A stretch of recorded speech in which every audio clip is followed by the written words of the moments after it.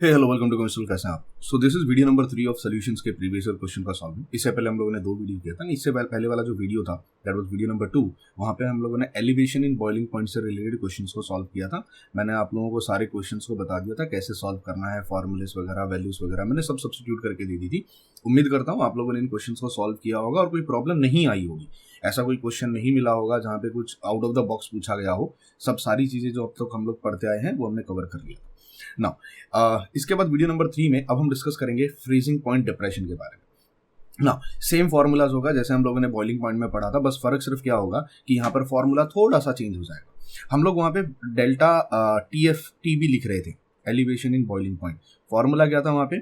Formula था T minus T0। मतलब ये बॉइलिंग पॉइंट था प्योर सॉल्वेंट का और ये बॉइलिंग पॉइंट था सोल्यूशन का। याद रखना, जब भी ये कोई कंटेनर लिया जाता है उसमें अगर प्योर वाटर होगा, मान लीजिए प्योर वाटर है, तो मुझे पता है प्योर वाटर 100 डिग्री सेल्सियस पे बॉईल होता है और प्योर वाटर 0 डिग्री सेल्सियस पर फ्रीज होता है।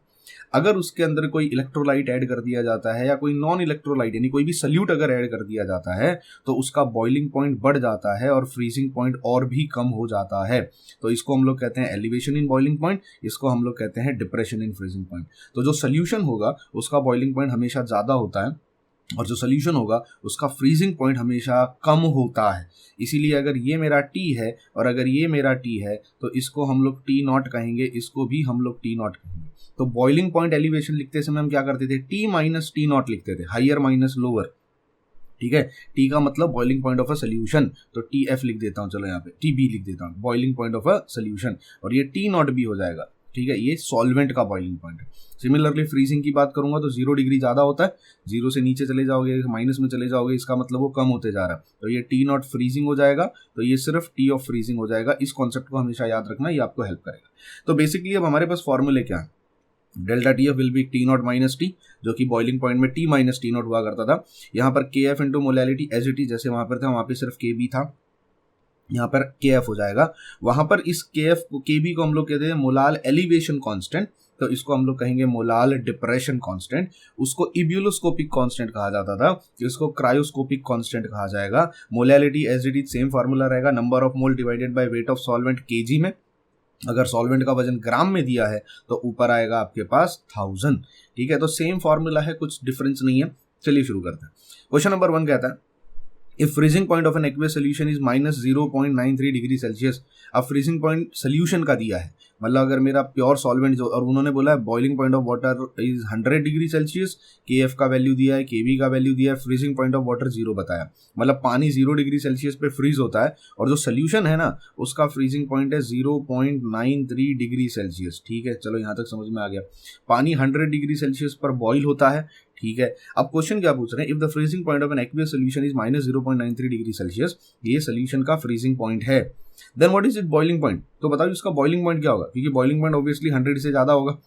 अगर फ्रीजिंग पॉइंट 0 से कम हुआ है तो बॉइलिंग पॉइंट 100 से ज़्यादा ही होगा ना। तो वो पूछना चाहते हैं कि 100 से ज़्यादा अगर है तो कितना है। तो ये क्वेश्चन बहुत अच्छा क्वेश्चन है 2024 का, मुझे काफ़ी बढ़िया लगा। मतलब मुझे ऐसा लगा शायद ये JEE लेवल का क्वेश्चन हो सकता है, काफ़ी अच्छा बनाया हुआ क्वेश्चन है। इसके बाद के क्वेश्चन इतने डिफिकल्ट क्वेश्चन नहीं थे, ये एक ही पहला क्वेश्चन था 2024 का जिसको देख के मैं मतलब आओ यार इंप्रेस हो गया। तो इसलिए मैंने इसका पूरा डेरिवेशन भी लिख के दिया। अब मुझे बताओ पूछा क्या है? पूछा है एलिवेशन इन बॉइलिंग पॉइंट। ठीक है, क्योंकि boiling point of the solution पूछा है। तो मुझे पता है एलिवेशन इन बॉइलिंग पॉइंट का फॉर्मूला क्या होगा? T माइनस T0, B मतलब boiling, will be equal to KB into molality. क्या KB का वैल्यू दिया हुआ है? हाँ, KB का वैल्यू 0.52 दिया हुआ है। चलो KB का वैल्यू हम सब्स्टिट्यूट कर देंगे। फिर उसके बाद पूछा गया है T माइनस T0। T0 का मतलब होता है boiling point of water. Boiling point of water कितना होता है? 100 होता है। चलो ये भी सब्स्टिट्यूट कर दिया हम लोगों ने। KB का वैल्यू 0.52 था, ये भी सब्स्टिट्यूट। पहले हम उससे स्टार्ट कर रहे हैं जो हमको पूछा गया है। क्या दिया है बाद में देखेंगे, जो पूछा है बॉइलिंग पॉइंट पूछा है। तो बॉइलिंग पॉइंट ऑफ सोल्यूशन का मतलब मेरे को बॉइलिंग पॉइंट वाला फॉर्मूला लगाना पड़ेगा। मैंने फॉर्मूला लगा दिया। ठीक है, अब बॉइलिंग पॉइंट ऑफ सोल्यूशन ये तो पूछा है ना आपसे, यही तो पूछा गया है आपसे। बॉइलिंग पॉइंट ऑफ सोल्यूशन क्या होगा उसको मैं एज इट इज लिख देता हूँ क्योंकि ये मुझसे पूछा गया। अब सवाल ये है कि ये सोल्यूशन का सॉल्वेंट का बॉइलिंग पॉइंट है, ये KB का वैल्यू दिया हुआ है, मोलैलिटी कहीं पर भी नहीं बताई है। क्या कहीं क्वेश्चन में बोला है उसकी मोलैलिटी कितनी है? नहीं, मतलब इनडायरेक्टली अब मुझे मोलैलिटी ढूंढनी है। अगर मुझे मोलैलिटी पता चल जाए उस सोल्यूशन की मोलैलिटी कितनी है तो मैं आराम से ये सोल्यूशन का वैल्यू निकाल सकता हूँ, क्योंकि ये वैल्यू मुझे पता है, ये वैल्यू मुझे पता है, सिर्फ मुझे मोलैलिटी का वैल्यू चाहिए। अब मोलैलिटी का वैल्यू हम कैसे निकालेंगे? तो वो फ्रीजिंग पॉइंट वाला जो पार्ट दिया है वो किस लिए दिया है? फ्रीजिंग पॉइंट वाला पार्ट इसीलिए दिया गया है ताकि आप वहां से मोलैलिटी निकाल सको। कैसे? अब मुझे बताओ डिप्रेशन इन फ्रीजिंग पॉइंट का formula T not minus T, या देखो T minus T not, T not minus T, freezing boiling दो अलग अलग है, ये आपको बाय हार्ट करना पड़ेगा। There is no other option for this, ठीक है, ये बाय हार्ट करना पड़ेगा। तो this will be K F into molality.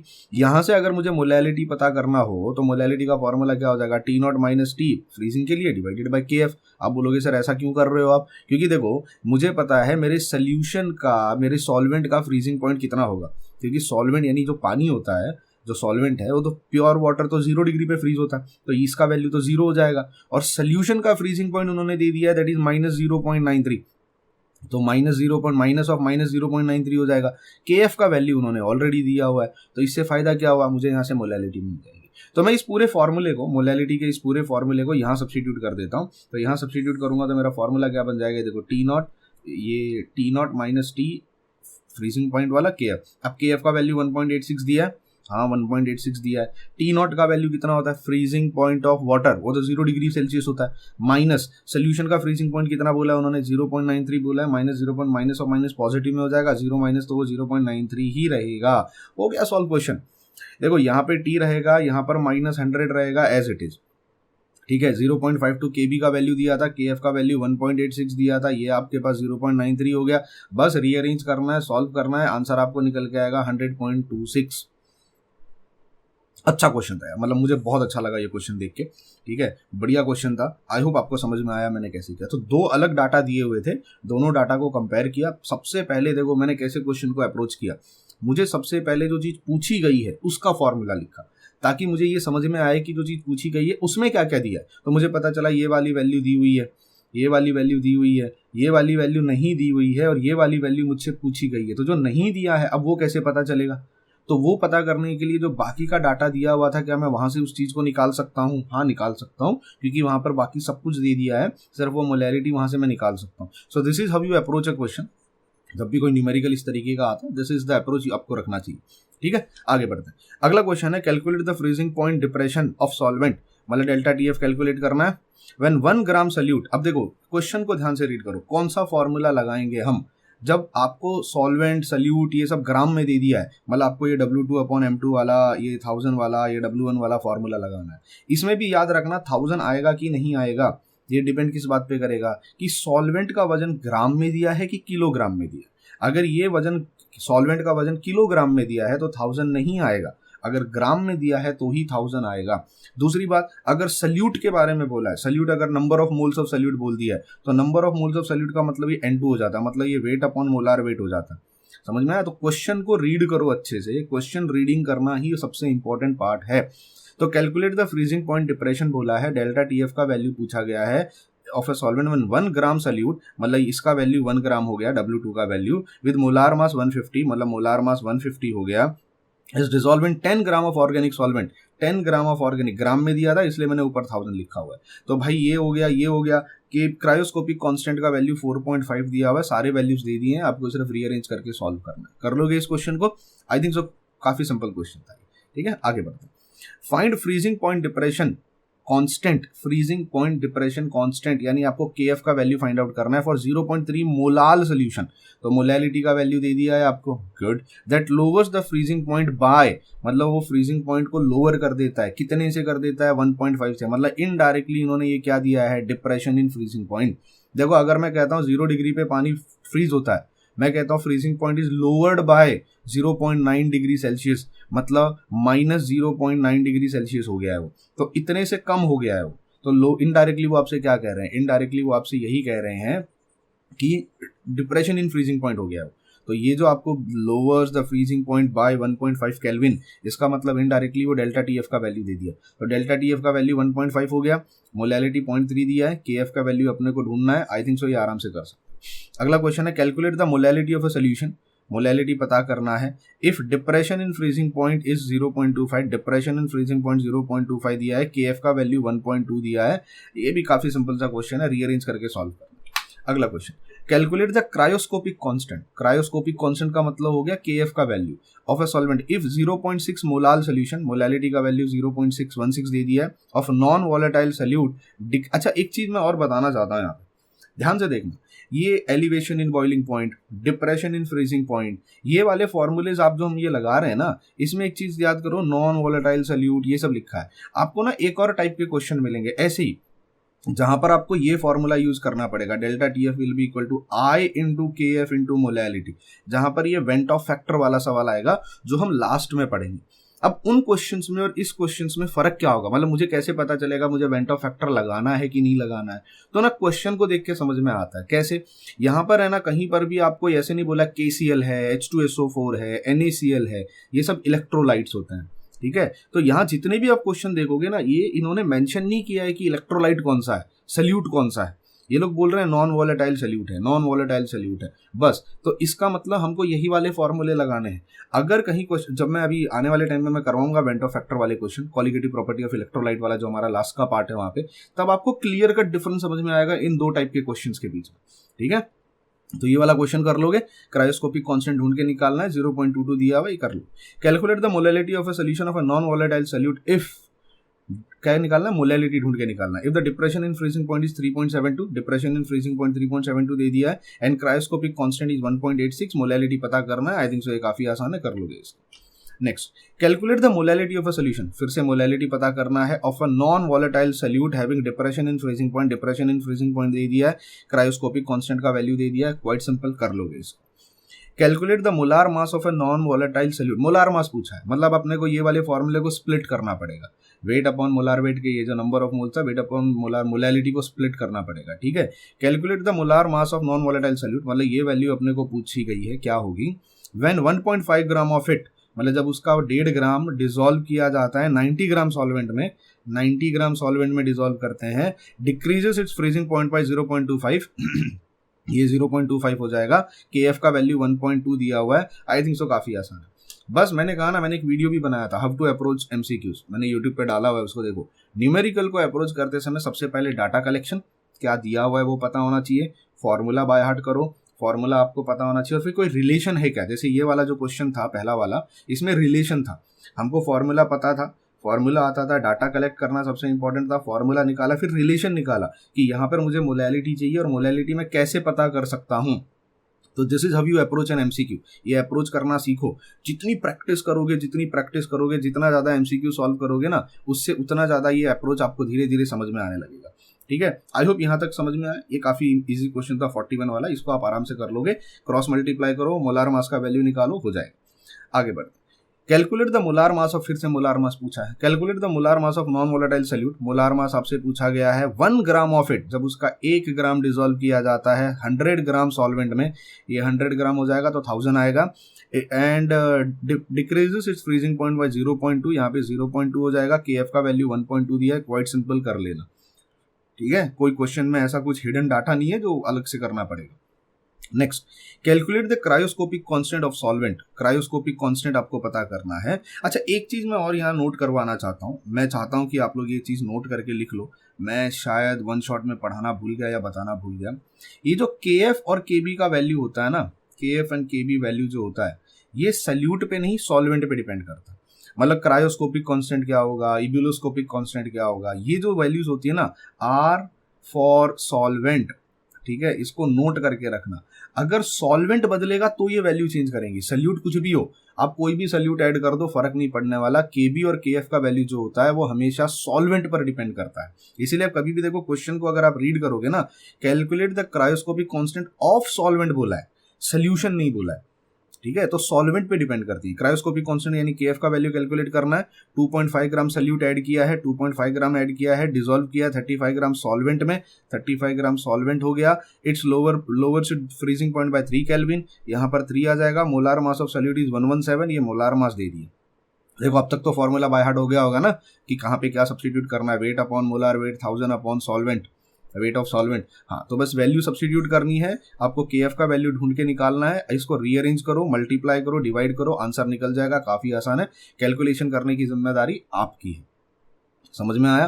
क्योंकि यार हर चीज मैं कर दूंगा तो फिर वो ऐसा हो जाएगा ना कि आप सिर्फ बैठे हुए हो। आप थोड़ा हार्डवर्क करो, इसके पीछे थोड़ा नंबर्स के साथ खेलो, आपको आंसर, क्वेश्चन समझ में आ गया, फॉर्मूला आ गया, वैल्यू सब्स्टिट्यूट कर दिया, मेरा काम खत्म हुआ। ठीक है, आगे बढ़ते हैं। अगला है 44, calculate the molality. Molality calculate करना है if it's depression in freezing point is 0.18 KF का वैल्यू दिया हुआ है। ये तो बहुत सिंपल क्वेश्चन है, ठीक है, आगे बढ़ते हैं। Calculate the molality of non volatile solution. Molality calculate करने के लिए बोला है if solution freezes at 0.95 degree Celsius. अगर सोल्यूशन फ्रीज होता है 0.95 डिग्री सेल्सियस पे, ठीक है, KF फॉर वाटर, वाटर का KF का वैल्यू 1.86 दिया है, तो KF का वैल्यू 1.86 हो गया। मोलैलिटी पता करना है। अब इन्होंने ना क्या कर दिया ना, डिप्रेशन इन फ्रीजिंग पॉइंट नहीं दिया है यहाँ पे। इससे पहले वाले क्वेश्चन में देखो, it's depression in freezing point is 0.18, तो डेल्टा TF का वैल्यू दे दिया था। यहाँ पर इन्होंने बोल दिया कि सोल्यूशन का फ्रीजिंग पॉइंट इतना है। आप अब मुझे खुद बताओ, पानी कितने डिग्री पे फ्रीज होता है? 0 पे। सोल्यूशन कितने पे हो रहा है? -0.95 पे। तो इसका मतलब डिफरेंस कितने का हो गया? डेल्टा TF का वैल्यू कितना हो गया? डेल्टा TF का वैल्यू हो गया 0.95। कैसे? सोल्यूशन का, सॉल्वेंट का फ्रीजिंग पॉइंट माइनस सोल्यूशन का फ्रीजिंग पॉइंट। सॉल्वेंट का 0 होता है, माइनस ऑफ माइनस, तो माइनस माइनस तो प्लस हो जाएगा ना। 0 में कुछ भी ऐड कर लो तो पॉजिटिव नंबर में ही आने वाली है। तो ये अगर कभी ऐसा सोल्यूशन का फ्रीजिंग पॉइंट जो देंगे ना, डायरेक्टली इनडायरेक्टली वो डेल्टा TF का वैल्यू ही होगा। कल को मैं कह देता हूं कि freezing point of solution is 0.2, -0.2, इसका मतलब डेल्टा TF का वैल्यू भी कितना हो जाएगा? 0.2। फ्रीजिंग पॉइंट -0.2 है, तो जो डिफरेंस होगा वो 0. क्योंकि डिफरेंस कभी नेगेटिव में नहीं आता, डिफरेंस हमेशा पॉजिटिव में रहना चाहिए। आई होप ये क्वेश्चन समझ में आया। कर लोगे इसको, तो ये 0.95 हो गया। यहाँ पर KF का वैल्यू दिया हुआ है, मोलैलिटी आपसे पूछा गया है, कर लेना इसको। आगे बढ़ते हैं। Calculate the cryoscopic constant of solvent. KF का वैल्यू पूछा है if solution depression in freezing point is 0.4 molal solution, तो मोलैलिटी दे दी है। Of non volatile solute is 1.8, ये 1.8 आपको दिया हुआ है। डिप्रेशन फ्रीजिंग पॉइंट दे दिया, मोलैलिटी इजी है, कर लेना। A solution of 5 gram non volatile solute, 5 ग्राम इसका दिया हुआ है वजन, इन 50 ग्राम वाटर, 50 ग्राम पानी दिया हुआ है, decreases it's freezing point by 0.2 kelvin, मतलब फ्रीजिंग पॉइंट डिक्रीज कर देता है कितने से? 0.2 से, मतलब डेल्टा TF का वैल्यू दे दिए, ठीक है।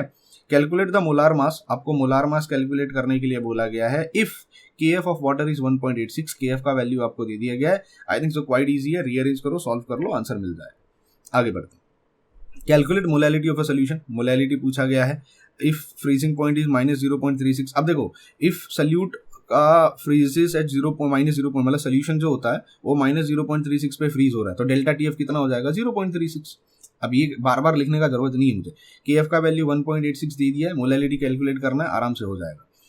Calculate cryoscopic constant. KF का वैल्यू निकालना है of solvent if depression in freezing point of 0.18 molal, ये 0.18 मोलाल सोल्यूशन दिया है। Of non volatile solute is 0.2 kelvin, ये उसका डिप्रेशन इन फ्रीजिंग पॉइंट दिया है, कर लोगे, काफी आसान है। Calculate cryoscopic constant of solvent.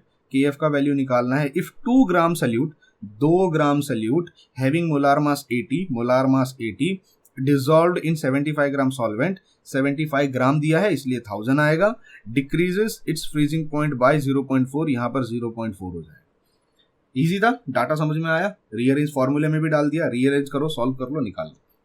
Then the cryoscopic constant is the depression in freezing point when the concentration of the solution is 1 molal. हम यही तो पढ़ रहे हैं ना, 1 मोलाल सोल्यूशन के लिए कितना? 1 मोलाल से मोलार तो होगा नहीं, मोल फ्रैक्शन होगा नहीं, परसेंटेज होगा नहीं, मोलाल, मोलैलिटी, हम इसके बारे में पढ़ रहे हैं, 1 molal. Then calculate cryoscopic constant of solvent. KF का वैल्यू कैलकुलेट करना है। 1 ग्राम नॉन वोलेटाइल, 1 ग्राम दे दिया है, हैविंग मोलार मास 60 दे दिया है, डिसॉल्व इन 100 ग्राम सॉल्वेंट, ये 100 ग्राम सॉल्वेंट इसलिए 1000 आएगा। Decreases it's freezing point by 0.2, ये 0.2 हो गया। KF का वैल्यू कैलकुलेट करना है, करो, लग जाओ काम पे, कर लोगे, गुड। अब आते हैं अगले क्वेश्चन पे, 53। Calculate molality of solution. Molality पूछा है if it's freezing point depression is 0.3। KF, a simple question है यार, बहुत सिंपल क्वेश्चन है। देन ये कर लेना भी खुद से।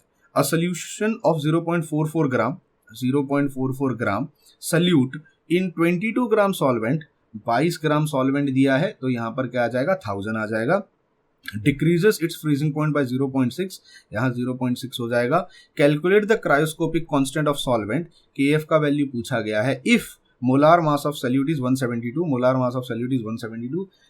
कर लो यार, इजी क्वेश्चंस हैं, बहुत डिफिकल्ट नहीं है, इसीलिए कहता हूँ थोड़ी प्रैक्टिस करोगे ना आप, अगर प्रीवियस ईयर क्वेश्चंस भी कर लेते हो ना थोड़े बहुत, तो आपको एक अंदाजा आ जाता है कि क्वेश्चन इतने डिफिकल्ट नहीं आते। हाँ, कुछ क्वेश्चंस होते हैं जहाँ दिमाग लगता है, जैसे वो पहले वाला क्वेश्चन था, थोड़ा रीअरेंज करके थोड़ा रिलेशंस निकाल के निकालना था। बाकी क्वेश्चन सीटी में बहुत ईजी आते हैं। कैलकुलेशन में टाइम जाएगा थोड़ा सा। अब मैंने आपको पहले ही कह दिया, डे 1 से कह रहा हूँ कि कैलकुलेशन आप जितना खुद से करोगे उतना आपके लिए बेटर है। नंबर्स के साथ यूज टू हो जाओ। जैसे मुझे यहाँ क्लियर दिखाई दे रहा है, ये 22 है और ये 0.44 है, दोनों चला जाएगा। ठीक है, इसको अगर मैं देखूँ तो ये 22 2 जा 44 होता है, ये 2 यहीं पे कैंसिल हो गया। फिर ये 2 को और 0.6 को भी मैं आराम से डिवाइड कर सकता हूँ। तो नंबर्स को देख के दिमाग लगाओ कि कहाँ से क्या हो सकता है, समझ में। तो कैलकुलेशन भी इतना डिफिकल्ट पार्ट नहीं होता है, क्योंकि आप लोग प्रैक्टिस नहीं करते हो, आप नंबर्स के साथ टाइम स्पेंड नहीं करते हो, इसलिए वो नंबर्स को देख के आपको डर लगने लगता है, अरे यार अभी कैसे डिवाइड होगा। आप राउंड ऑफ करो ना, थोड़ा बहुत राउंड ऑफ करके देखो, आंसर निकल जाएगा। ठीक है, आगे बढ़ते हैं। अब आते हैं ऑस्मोटिक प्रेशर वाले क्वेश्चंस में। अब ऑस्मोटिक प्रेशर या ऑस्मोसिस क्या होता है, ये हम लोगों ने वन शॉट में भी देखा था। मैंने आगाज बैच में डिटेल में पढ़ा, आगाज बैच में तो भाई मैंने बहुत डिटेल में पढ़ाया हुआ है। ठीक है, अब मैंने वहां पर भी बताया था वन शॉट में भी, और यहाँ पर भी मैं बता देता हूँ। ऑस्मोटिक प्रेशर या ऑस्मोसिस के बारे में हम लोगों ने डिस्कस किया है। फॉर्मूला बड़ा सिंपल सा है, pi will be equal to CRT, जहाँ पे कॉन्सेंट्रेशन का मतलब होता है number of mole divided by volume. ये याद रखने फॉर्मूले, concentration is number of mole divided by volume. अब नंबर ऑफ मोल्स का, अब ये वॉल्यूम लीटर में होना चाहिए। ठीक है, ये सोल्यूशन का वॉल्यूम है, लीटर में होना चाहिए। नंबर ऑफ मोल्स का formula weight upon molar weight हो जाएगा। अब अगर वॉल्यूम लीटर में दी हुई है तो कोई दिक्कत नहीं है, लेकिन अगर वॉल्यूम मिलीलीटर में दी हुई है तो आपको यहाँ पर 1000 लगाना पड़ेगा। जैसे वहां पे ग्राम में होगा तो 1000 ऊपर आ रहा था, ये फॉर्मूले जो हम पढ़ रहे थे ये ग्राम में था तो 1000 ऊपर आएगा। सिमिलरली अगर वॉल्यूम मिलीलीटर में होगी तो 1000 ऊपर आएगा। एक और रिलेशन याद रखना, डेसीमीटर क्यूब का मतलब लीटर होता है। कहीं अगर क्वेश्चन में डीएम क्यूब दिख गया, मतलब समझ लेना वो लीटर में है। और सेंटीमीटर क्यूब अगर कहीं दिया होगा तो वो मिलीलीटर होता है। तो जब भी मिलीलीटर आएगा तो यहाँ 1000 से मल्टीप्लाई करना मत भूलना, ये वॉल्यूम का यूनिट कन्वर्जन है। उसके बाद हमने आइसोटोनिक, हाइपरटोनिक, हाइपोटोनिक सॉल्यूशंस पढ़े थे, मैंने वहाँ पे भी पढ़ाया था, वन शॉट में भी और आगाज में भी पढ़ाया था। आइसोटोनिक सॉल्यूशन वो होते हैं जिनका ऑस्मोटिक प्रेशर सेम होता है। अब ऑस्मोटिक प्रेशर सेम है, इसका मतलब उनका कॉन्सेंट्रेशन भी सेम होगा। कॉन्सेंट्रेशन दोनों का सेम होना चाहिए, ये बहुत इंपॉर्टेंट है, क्वेश्चन बनेंगे इसमें। तीसरा, आर का वैल्यू। वैसे तो मैक्सिमम क्वेश्चन में आर का वैल्यू दे के रखते हैं, R is universal gas constant, R का वैल्यू दे के रखेंगे। लेकिन इन केस अगर कभी नहीं दिया इस साल या आने वाले सालों में, मान लो अगर MST CET वाले जो काउंसिल है उसका मन बदल गया, वो थोड़े आ गए होश में कि चलो थोड़ा JEE लेवल पे लेके जाते हैं, तो आर का वैल्यू नहीं भी दे सकते। नहीं देंगे तो याद रखना आर के 3 वैल्यूज होते हैं, 8.314 जूल्स में होता है और 0.082 लीटर एटमॉस्फेयर में होता है। मुझे कैसे पता चलेगा मुझे क्या वैल्यू यूज करनी है, तो आप वॉल्यूम को देखो। अगर वॉल्यूम लीटर में दी हुई है मतलब अपने को आर का वैल्यू 0.082 ही यूज करना है। लीटर या मिलीलीटर में दी होगी तो हम यही वाली वैल्यू यूज करते हैं। और आर की तीसरी वैल्यू कैलोरीज में होती है, जो यहाँ पर कोई काम नहीं आने वाली, इवन ये वैल्यू भी यहाँ मैक्सिमम टाइम काम नहीं आएगी। ठीक है, एक सबसे इंपॉर्टेंट चीज और याद रखना, कॉन्सेंट्रेशन मतलब मोलैरिटी। यहां हम मोलैरिटी यूज करेंगे। डिप्रेशन इन फ्रीजिंग पॉइंट और एलिवेशन इन बॉइलिंग पॉइंट, वो जो 2 कॉलिगेटिव प्रॉपर्टी थी, वहां हम मोलैरिटी यूज कर रहे थे, स्मॉल m यूज कर रहे थे। यहां हम मोलैरिटी यूज करेंगे जिसका सिंबल होता है कैपिटल M, मोलैरिटी। तो कॉन्सेंट्रेशन का मतलब यहां पर मोलैरिटी होता है। ठीक है, क्यों ऐसा करते हैं मैं पूछ सकता हूं, क्योंकि देखो जहां कहीं पर भी हीटिंग होगी, जहां हम किसी चीज को गर्म कर रहे हैं या कुछ, वहां जब हम कॉन्सेंट्रेशन टर्म लेते हैं ना तो मोलैरिटी लेते हैं। जहां हीटिंग वीटिंग की जरूरत नहीं है वहां पर हम लोग क्या लेते हैं, मोलैरिटी लेते हैं। अब इसके पीछे का जो बेसिक्स होता है वो आपको कॉन्सेंट्रेशन टर्म्स में पढ़ाया गया होगा, इवन मैंने आगाज बैच में काफी डिटेल में पढ़ाया है। हाँ, मैंने वन शॉट में नहीं लिया क्योंकि उसकी जरूरत नहीं है अपने। ठीक है, तो मोलैरिटी याद रखना। चलिए शुरू करते हैं क्वेश्चन के साथ। ये फॉर्मूला लिस्ट बना लो, इन फॉर्मूलाज पे ही क्वेश्चन बनने वाले हैं। क्वेश्चन नंबर 1 आपसे क्या कहता है, क्वेश्चन नंबर 1 आपसे कहता है, in which of the following solutions there will not be flow of solvent in either direction when separated by semi permeable membrane. देखो मुझे पता है जब 2 अलग अलग सोल्यूशन में लेता हूं, नॉर्मली हमने ऑस्मोसिस में क्या पढ़ा है कि 2 अलग सोल्यूशन अगर होंगे, मान लो इसका कॉन्सेंट्रेशन C1 है और इसका कॉन्सेंट्रेशन C2 है। इन केस अगर कॉन्सेंट्रेशन C2 ज्यादा है कॉन्सेंट्रेशन C1 से, मतलब यहाँ पर कॉन्सेंट्रेशन ज्यादा है, तो हमने पढ़ा था पानी उस डायरेक्शन में आना शुरू कर देता है। ठीक है, अगर दोनों का कॉन्सेंट्रेशन सेम हो जाए तो पानी ना तो यहाँ जाएगा ना तो पानी वहां जाएगा। इसका मतलब दोनों आइसोटोनिक सॉल्यूशन है।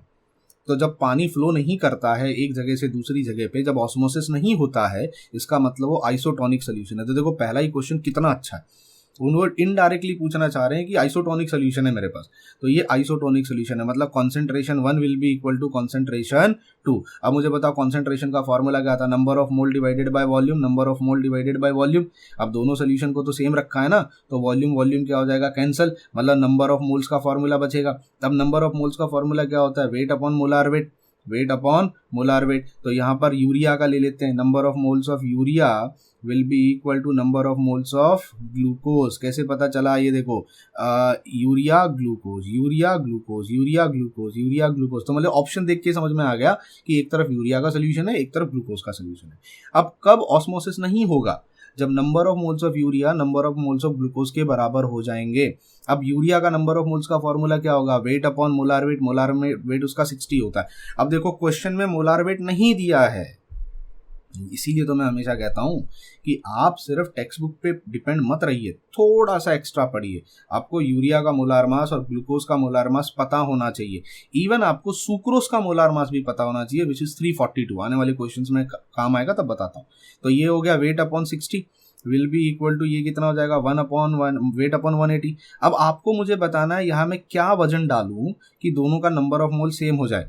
तो अलग अलग ऑप्शन दिए, 18 ग्राम यूरिया, चलो यहाँ पर 18 ग्राम रख लो, ये 18 ग्राम रख लो, और 18 ग्राम ग्लूकोज, यहाँ 18 ग्राम रख लो। क्या ये सेम हो जाएंगे, नहीं ये सेम नहीं होते, बिकॉज ये 1/10 आएगा, पर ये 1/10 नहीं आएगा। अच्छा, अगर मैं अलग अलग ऑप्शंस को पुट करूं तो एक ही ऑप्शन है, जैसे 6 ग्राम और 18 ग्राम, यहाँ 6 रखो और यहाँ 18 रखो, तो ये भी 1/10 बन जाएगा, ये भी 1/10 बन जाएगा। अब दोनों सेम है, समझ में आया। तो मेरा राइट ऑप्शन क्या होगा, मेरा राइट ऑप्शन ये होगा। ऐसे क्वेश्चन कई बार पूछे गए हैं 2024-25 में, याद रखना पैटर्न क्या है। हमको नंबर ऑफ मोल सेम, अगर आइसोटोनिक सोल्यूशन है, दोनों आइसोटोनिक सोल्यूशन है, मतलब दोनों का नंबर ऑफ मोल सेम होना चाहिए। तो मोलार मास देके रखेंगे और आपसे पूछेंगे बताओ इसका कितना ग्राम होना चाहिए और इसका कितना ग्राम, तो आप सब्स्टिट्यूट करके देखो ना, उनमें दोनों सेम होना चाहिए। समझ में आया। फिर question number 23, if osmotic pressure of 0.2 molar solution of aqueous glucose solution is 5 atmosphere. Osmotic pressure का वैल्यू दे दिया है, 0.2 मोलार बोला है, इसका मतलब उसका कॉन्सेंट्रेशन डायरेक्ट दे दिया है एट 300 केल्विन, मतलब टेम्परेचर का वैल्यू दे दिया है। कैलकुलेट द, अच्छा, concentration of glucose solution having osmotic pressure. अब यार ये क्वेश्चन मुझे ना, मतलब इसका क्वेश्चन ये दो पार्ट में है, पहला पार्ट ये है और दूसरा पार्ट ये है। अब ये क्वेश्चन इतना ब्यूटीफुल है ना, इतना बेवकूफ बनाया बच्चों को इस क्वेश्चन में, मतलब पहले पार्ट की अपने को जरूरत ही नहीं है, कोई लेना देना नहीं है पहले पार्ट से, डायरेक्ट सेकंड पार्ट इंपॉर्टेंट है। पहले पार्ट में वो आपसे कह रहे हैं कि ग्लूकोज का सोल्यूशन है, उसकी मोलैरिटी इतनी है, ऑस्मोटिक प्रेशर इतना है, ये कॉन्सेंट्रेशन है, ये ऑस्मोटिक प्रेशर है, ये टेम्परेचर है। तो सब कुछ तो दे दिया है, पाई का वैल्यू दे दिया है, कॉन्सेंट्रेशन दे दिया है, टेम्परेचर दे दिया, तो क्या आर का वैल्यू ढूंढ रहे हैं वो लोग? नहीं, वो फंसाने के लिए थी। एक्चुअल क्वेश्चन यहां से शुरू होता है, यहां से calculate the concentration of glucose solution having osmotic pressure 2.5। ये ऑस्मोटिक प्रेशर का वैल्यू दिया है 2.5, उसका कॉन्सेंट्रेशन पता करना है at the same temperature. Same temperature मतलब जिस टेम्परेचर पे ये सोल्यूशन था, हाँ तो टेम्परेचर दिया तो है। हाँ, ऐसा अगर कोई क्वेश्चन होता है कि इसका टेम्परेचर नहीं दिया होता तो समझ में भी आता, वो डायरेक्ट टेम्परेचर का वैल्यू दे के रखा है उन्होंने।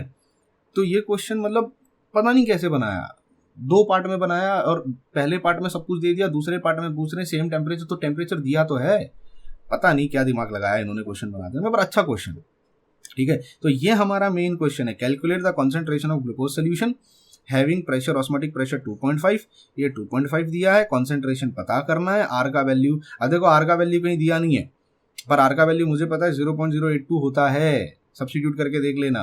ठीक है, हैविंग ऑस्मोटिक प्रेशर 2.5, ये 2.5 दिया था, टेम्परेचर सेम बोला तो वही टेम्परेचर जो ऊपर दिया है दैट इज 300 केल्विन, सब्स्टिट्यूट करके देखो, कॉन्सेंट्रेशन का वैल्यू 0.1 है।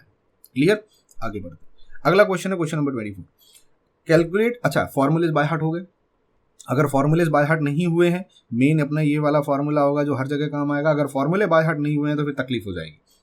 ठीक है, कैलकुलेट मास ऑफ सॉल्यूट, अपने को मास ऑफ सॉल्यूट पूछा गया है, डिसॉल्व इन 1 DM क्यूब, मैंने कहा था ना DM क्यूब बोलेंगे, अब DM क्यूब दे दिया है तो 1000 नहीं आएगा, 1 DM क्यूब वाटर, मतलब ये वॉल्यूम की वैल्यू दे दी है 1 DM cube, has osmotic pressure 3 atmosphere, ये वैल्यू दे दी है 3 एटमॉस्फेयर एट 300 केल्विन। टेम्परेचर का वैल्यू आपको दे दिया है, आर का वैल्यू अपने को पता है क्या होता है, मोलार मास का वैल्यू 41 दिया है। तो सब्स्टिट्यूट करो, कितना क्या क्या दिया है, पाई का वैल्यू 3 एटमॉस्फेयर हो गया, 1 डीएम क्यूब यहाँ 1 आ जाएगा। वेट का वैल्यू कितना दिया है, weight weight weight weight weight weight weight weight तो पूछा है ना, वेट अपने से पूछा है। मोलार मास कितना दिया हुआ है, मोलार मास 41 दिया है। आर का वैल्यू 0.082 हो जाता है, टेम्परेचर 300, तो गया सब कुछ।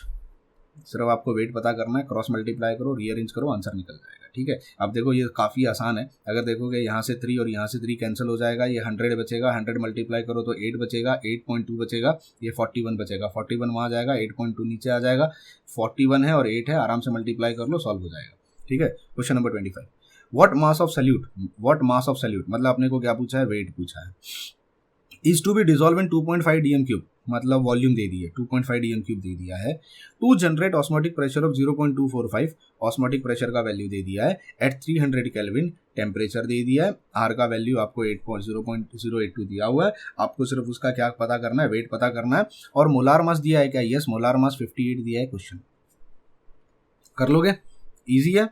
ठीक, आगे बढ़ते हैं। Question number 26, what is the osmotic pressure of solution, pi का वैल्यू पूछा गया है, of solution prepared by dissolving 3 gram, मतलब यहाँ पर ये 3 ग्राम हो जाएगा, ये 3 ग्राम हो जाएगा, वेट हो गया, इन 2 डीएम क्यूब, यहाँ पर 2 डीएम क्यूब हो जाएगा तो 1000 नहीं आएगा, वाटर एट 300 केल्विन, ये 300 केल्विन टेम्परेचर दे दिया है, मोलार मास 60 दिया है तो मोलार मास 60 नीचे आ जाएगा, आर का वैल्यू 0.082 होता है। हाँ तो ये तो काफ़ी आसान है। पाई का व्हाट इज ऑस्मोटिक प्रेशर, पाई पूछा है, ये वैल्यू दे दी है, ये सारे वैल्यूज दे दिए हैं, वेट, मोलार वेट, वॉल्यूम सब दे दिया है, पाई पूछा, कर लेना। Calculate molar mass of solute, molar mass of solute पूछा गया है, in a solution prepared by dissolving 1 gram, 1 gram को डाला है कितने में, 0.3 डीएम क्यूब में, 0.3 डीएम क्यूब में डाला है, having osmotic pressure 0.2 at 300 kelvin, ये 300 केल्विन दिया है। तो मोलार मास निकालना आसान है, ऑस्मोटिक प्रेशर दे दिया, वेट दे दिया, वॉल्यूम दे दिया, टेम्परेचर दे दिया, आर का वैल्यू अपने को पता है, मोलार मास ढूंढना है, रीअरेंज करके सॉल्व कर लेना। ठीक है, which of the following solution will not show flow of solvent in either direction when separated by semi-perimeter, same question जो हम थोड़ी देर पहले देख रहे थे, ये वाला क्वेश्चन, क्वेश्चन नंबर 22 वाला था, मतलब इनडायरेक्टली वो आपसे पूछ रहे हैं आइसोटोनिक सोल्यूशन कौन होता है। अब इन्होंने देखो क्वेश्चन में यूरिया और सुक्रोज दिया है, वहां पे यूरिया और ग्लूकोज दिया था, मैंने कहा था ना सुक्रोज भी काम आएगा अपने को, तो सुक्रोज का मोलार मास कितना होता है 342, तो यानी इनडायरेक्टली वो आपसे पूछ रहे हैं आइसोटोनिक सोल्यूशन होना चाहिए, मतलब number of moles of urea should be equal to number of moles of sucrose, तो यहाँ तो 60 आ जाएगा और यहाँ 342 आ जाएगा। अब सारे ऑप्शंस में से चेक करो ऊपर कौन सी वैल्यू सब्स्टिट्यूट करें कि सेम होना चाहिए, तो 6/60 मतलब 1/10 और 34.2 डिवाइडेड बाय 342 ये भी 1/10 आएगा। समझ में आया, मतलब मेरा ऑप्शन 6 और 34.2 होना चाहिए, 6 ग्राम यूरिया 34.2 ग्राम सुक्रोज, क्योंकि उन्होंने ना वजन दिया है, आपको वो वजन को कौन सा वजन सही रहेगा ये पता करना है ताकि नंबर ऑफ मोल सेम हो जाए, ये हमारी कंडीशन है। नंबर ऑफ मोल सेम होना चाहिए मतलब मेरा सोल्यूशन क्या होना चाहिए, आइसोटोनिक सोल्यूशन होना चाहिए। तो आइसोटोनिक सोल्यूशन कब बनेगा, जब नंबर ऑफ मोल सेम होंगे। अब मोलार मास अलग अलग दिया हुआ है, आपको सिर्फ वजन बताना है कि वजन कितना रखा जाए कि उनका नंबर ऑफ मोल सेम हो जाए। अब यहाँ ना एक सबसे इंपॉर्टेंट चीज़ मैं बता रहा हूँ, यूरिया का मोलार मास 60 होता है, ये याद रखना, मैंने पहले ही बताया था। सुक्रोज का 342 होता है। अब ग्लूकोज और सुक्रोज अलग चीज़ होती है, आप बायोमोलिक्यूल्स में पढ़े रहोगे आपने। ग्लूकोज का मतलब C6H12O6 और सुक्रोज का मतलब C12H22O11। ठीक है, ये बायोमोलिक्यूल्स में आप पढ़ोगे ग्लूकोज एंड सुक्रोज के बारे में, ये याद रखना। क्लियर है, ये क्वेश्चन सॉल्व हो गया, इजी क्वेश्चन था, कर ले। अगला question, a solution of non volatile solute, ठीक है, इज ऑब्टेन्ड बाय डिसॉल्विंग 0.8 ग्राम, तो यहाँ पर 0.8 ग्राम आ गया वेट, इन 0.3 डीएम क्यूब, यहाँ पे 0.3 डीएम क्यूब आ गया। Water has osmotic pressure of 0.2, यहाँ पाई का वैल्यू 0.2 आ गया, 300 केल्विन पे, ये 300 केल्विन हो गया। कैलकुलेट मोलार मास, मोलार मास आपसे पूछा है, इजी, आर का वैल्यू दे दिया, खत्म कहानी, कर लोगे इसको, ऑसम। अगला question, calculate molar mass of solute, molar mass of salute यानी M2 का वैल्यू पूछा है। ये क्वेश्चन प्यारा लगा मुझे, क्या मतलब यार इस बाकी क्वेश्चन देखो ना स्ट्रेट फॉरवर्ड डाले हुए हैं, कुछ तो घुमाना चाहिए ना। मतलब मेरा बच्चा अगर साल भर पढ़ के आया, हमारे बच्चे तो वैसे लास्ट के 3 महीने में पढ़ते हैं सीटी वाले, बट चलो 3 महीने भी अगर पढ़ के आए हैं तो थोड़ा तो क्वेश्चन में ट्विस्ट इधर उधर, थोड़ी गूगली तो डालो यार, ठीक है। तुमको कॉम्प्लिकेट नहीं करना तो यूनिट तो कन्वर्ट कर दो, जैसे सॉलिड स्टेट में पिकोमीटर एंगस्ट्रॉम था। ये सॉल्यूशंस वाले क्वेश्चन में कहीं घुमाया नहीं है। इस क्वेश्चन में मुझे बहुत अच्छा क्या लगा कि थोड़ा इन्होंने घुमाया है। कैसे, देखो, कैलकुलेट मोलार मास, मुझे मोलार मास पता करना है, ठीक है, of a solute at 300 kelvin, 300 kelvin का टेम्परेचर दे दिया है, ठीक है। इफ 400 मिलीग्राम, मुझे वजन दिया हुआ है मिलीग्राम में, और मोलार मास पूछा है, ठीक है। अब मुझे पता है वजन किस में आना चाहिए, ग्राम्स में, तो सबसे पहला काम मैं क्या करूंगा, मिलीग्राम को ग्राम में कन्वर्ट करूंगा। कन्वर्जन यूनिट आता है, मैंने मोल कॉन्सेप्ट में कन्वर्जन यूनिट पढ़ा है, यूट्यूब पे फ्री में अवेलेबल है, आगाज बैच में भी है, वन शॉट सीरीज में भी है, जाके देख लेना एक बार अच्छे से। तो milligram to gram, gram to kilogram, ये कन्वर्जन यूनिट होता है। मिलीग्राम से ग्राम में अगर कन्वर्ट करना है तो -3 से मल्टीप्लाई करना पड़ेगा, ग्राम से किलोग्राम अगेन -3 से, किलोग्राम से ग्राम, ग्राम से मिलीग्राम +3, ठीक है। ऐसे स्टेप बाय स्टेप हम करते जाएंगे। तो 400 मिलीग्राम बोला था ना, तो 400 इंटू 10⁻³ क्योंकि मिलीग्राम से ग्राम में कन्वर्ट कर रहे हैं तो -3 से मल्टीप्लाई करना पड़ेगा। तो ये तो हो गया ग्राम में वजन। उसके बाद it is dissolve in 300 millilitre. अब वॉल्यूम भी मिलीलीटर में दे दी है। यूजुअली अब तक जितनी वॉल्यूम दे रहे थे वो लीटर में यानी DM³ में दे रहे थे। देखो यहाँ पे DM³ लिखा था तो हमने 1000 लाया क्या, इधर नहीं, पर वॉल्यूम भी अब मिलीलीटर में दे दी है तो मुझे 1000 लाना पड़ेगा। क्वेश्चन देखो, मैंने ऑप्शन फॉर्मूले में लिखाया था, अगर ये मिलीलीटर में देगा तो यहाँ 1000 लाना पड़ेगा, नहीं दिया है तो 1000 लाने की जरूरत नहीं है। क्लियर है, समझ में आया। तो ये मिलीग्राम में कन्वर्ट करेंगे, मिलीग्राम को ग्राम में कन्वर्ट करेंगे, पहला कन्वर्जन, और ये मिलीलीटर में दिया था तो 1000 डालना पड़ेगा, दूसरा कन्वर्जन। आई होप ये क्वेश्चन का, बाकी तो सब दिया है, एग्जैक्ट ऑस्मोटिक प्रेशर का वैल्यू दे दिया है, आर का वैल्यू दे दिया है, टेम्परेचर उन्होंने पहले ही 300 केल्विन बता दिया था। ये 2 कन्वर्जन यूनिट इंपॉर्टेंट थे। और फिर पूछा है मोलार मास बताओ कितना होगा, कैलकुलेट कर लोगे मोलार मास। अरे अब तो क्या ही बचा है, ये -3 है और ये +3 है, 1000 और ये कैंसिल हो जाएगा, फिर तो आसान बन गया। ये यहाँ से 2 0 जाएगा, यहाँ से 2 0 जाएगा, ये 3 चला जाएगा, बचा ही क्या है अब क्वेश्चन में करने के लिए, कर लेना खुद से पहले। अगला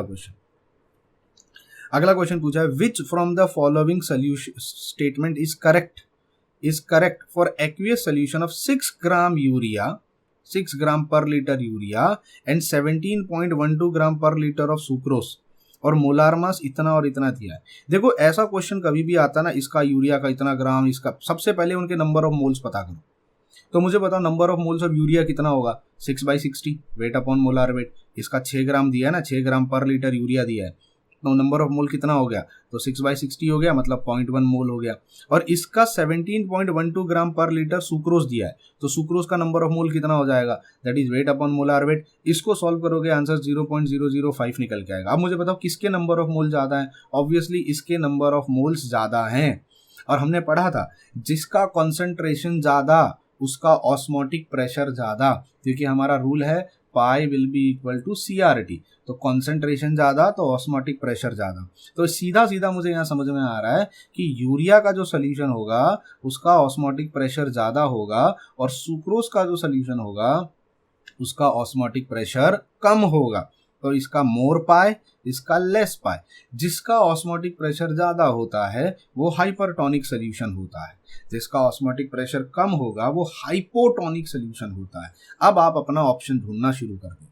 अब देखो osmotic pressure exhibited by urea solution is lower, urea का कम नहीं है और यूरिया का ज्यादा है, पहला स्टेटमेंट गलत हो गया।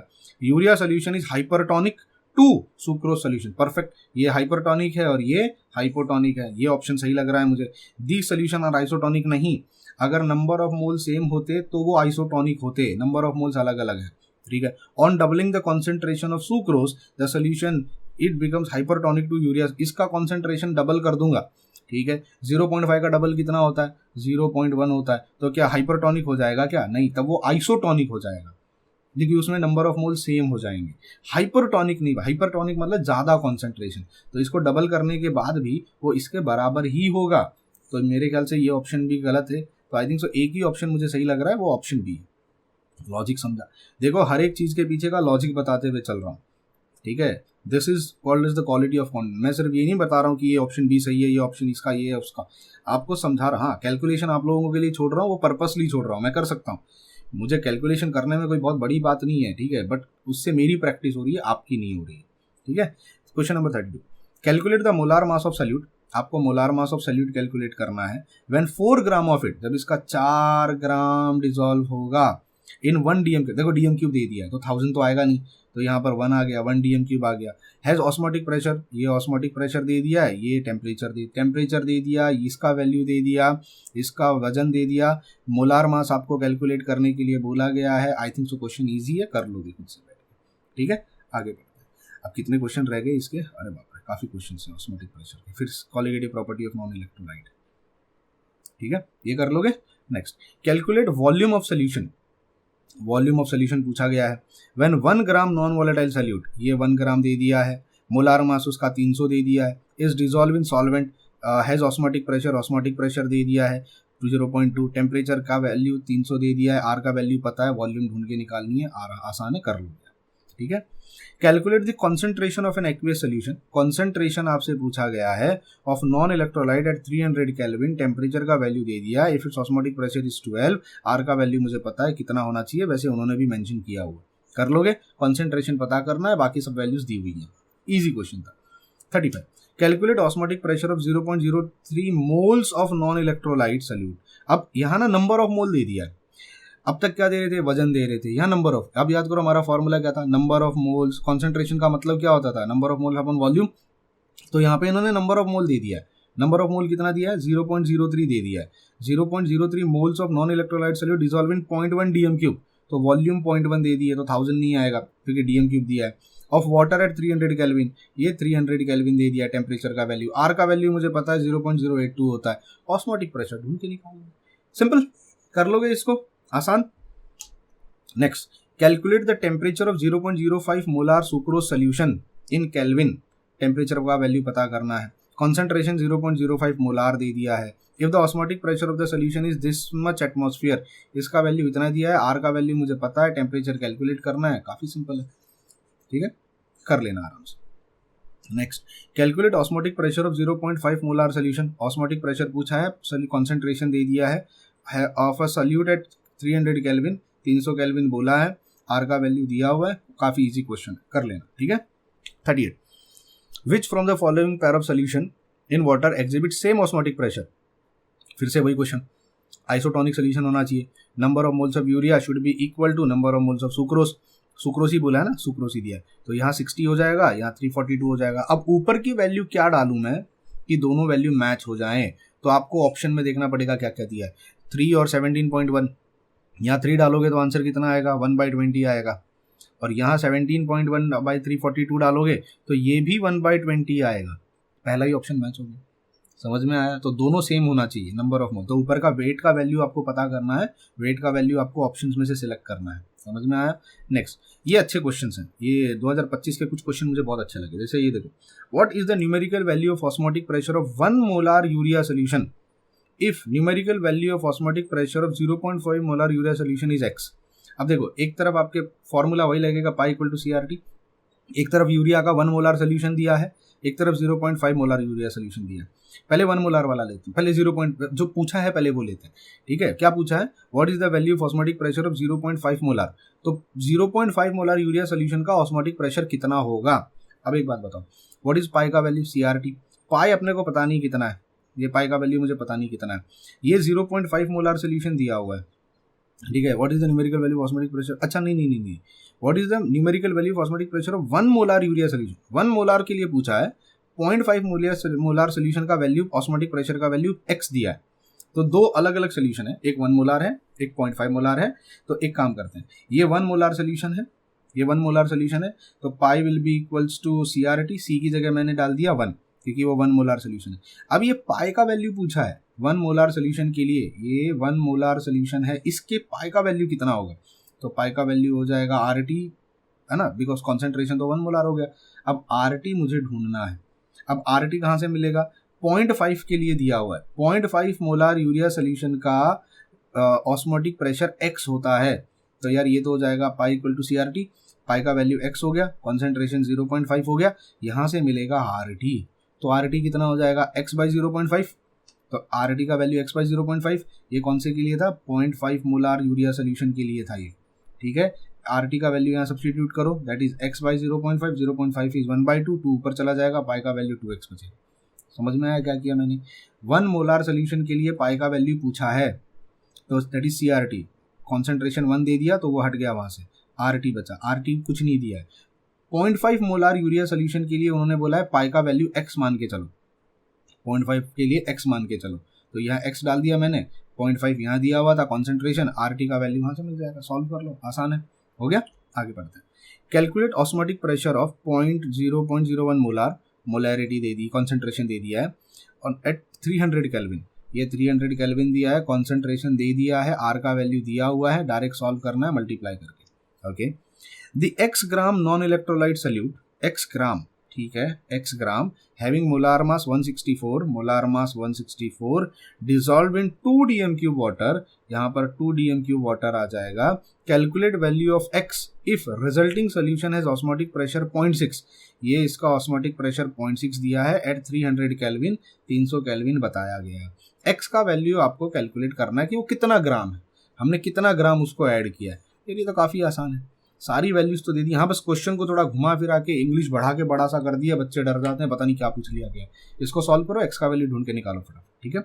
आगे, विच from the following pair of solution is isotonic, same सवाल, यूरिया और सुक्रोस दो दिया है। आइसोटोनिक का कंडीशन क्या होता है, नंबर ऑफ मोल्स सेम होना चाहिए, यूरिया का और सुक्रोस का। यहाँ 60 आ जाएगा, ठीक है, यहाँ 60 आ जाएगा, यहाँ 342 आएगा। ऊपर का वजन आपको चेक करना है कितना होगा, ये क्वेश्चन पहले भी रिपीट हुआ है, बस थोड़ा घुमा फिरा के पूछ लिया गया है, ठीक है। Calculate the molar mass of non electrolyte solute, molar mass पूछा गया है, व्हेन 1 ग्राम ये दे दिया है, is dissolve in 0.5 dm³, volume दे दी है, हैज ऑस्मोटिक प्रेशर, पाई का वैल्यू दे दिया है, टेम्परेचर दे दिया, सब कुछ तो दे दिया है। पाई का वैल्यू, वजन 1 ग्राम दिया है, 0.5 dm³ वॉल्यूम दी है, 300 टेम्परेचर दिया हुआ है, वैल्यू सब्स्टिट्यूट करो, सॉल्व करो, आंसर मिल जाएगा, ठीक है। नेक्स्ट क्वेश्चन, हाँ लास्ट क्वेश्चन है ये आपका ऑस्मोटिक प्रेशर का। If the x gram non volatile solute, x gram non volatile solute मतलब वेट नहीं दिया है, वेट का वैल्यू x दे दिया है, हैविंग मोलार मास 196, मोलार मास 196 दिया है, is dissolve in 3 dm³ of water, calculate value of x, if value of x पता करना है, if resulting solution is osmotic pressure 0.8, पाई का वैल्यू 0.8 है, 300 केल्विन पे बोला हुआ है। ये काफी सिंपल सा क्वेश्चन है, कर लो यार इसको, क्या है, कोई डिफिकल्ट लगा क्या आपको? मतलब ऐसा कोई 1-2 क्वेश्चन है जी, और वो भी डिफिकल्ट नहीं है, मतलब थोड़ा लॉजिक लगाना है, थोड़ा रिलेशंस लगाना है, थोड़ा दिमाग लगाना है बस, तो इस टाइप के क्वेश्चन पूछे जाएंगे। अब एक लास्ट वीडियो बच गया है, मैं purposely colligative property of electrolyte को अलग ले रहा हूँ, इवन तो उसमें ज़्यादा क्वेश्चंस नहीं है। अगर आप नंबर 29 से लेके कितने हैं, 29 से लेके नहीं ज़्यादा है यार, काफ़ी क्वेश्चन है, 360 क्वेश्चन है, 60 29 से 60 मतलब 30 क्वेश्चन है। इसको मैं अलग से ले रहा हूँ, इसका रीज़न ये है क्योंकि यहाँ पर ना मुझे थोड़ा बहुत कुछ एक्सप्लेन करना पड़ेगा, ये मैं नहीं चाहता कि इसी वीडियो में इसको मैं मर्ज कर दूं। तो एक कॉलिगेटिव प्रॉपर्टी ऑफ इलेक्ट्रोलाइट के जो क्वेश्चंस होंगे वो मैं अलग से लूँगा। यहाँ तक आपका मेन पार्ट जो था वो खत्म हो जाता है। उम्मीद करता हूँ आप अच्छे से प्रैक्टिस कर रहे हो। कोई भी डाउट आता है, कुछ समझ में नहीं आता, यूट्यूब आपके लिए अवेलेबल है, आगाज़ बैच आपके लिए अवेलेबल है, क्रैश कोर्स आपके लिए है, व्हाट्सअप मेरा अवेलेबल है, टेलीग्राम है, आप कनेक्ट कीजिए। जहाँ कहीं पर भी आप इस चीज़ को देख रहे हो प्लीज़ मेरे तक आइए, कम्युनिकेट कीजिए, बताइए क्या आप लोगों की प्रॉब्लम है, मैं उसको सॉल्व करता हूँ, ठीक है। मिलते हैं अगले वीडियो में, till then bye bye, take care and God bless you.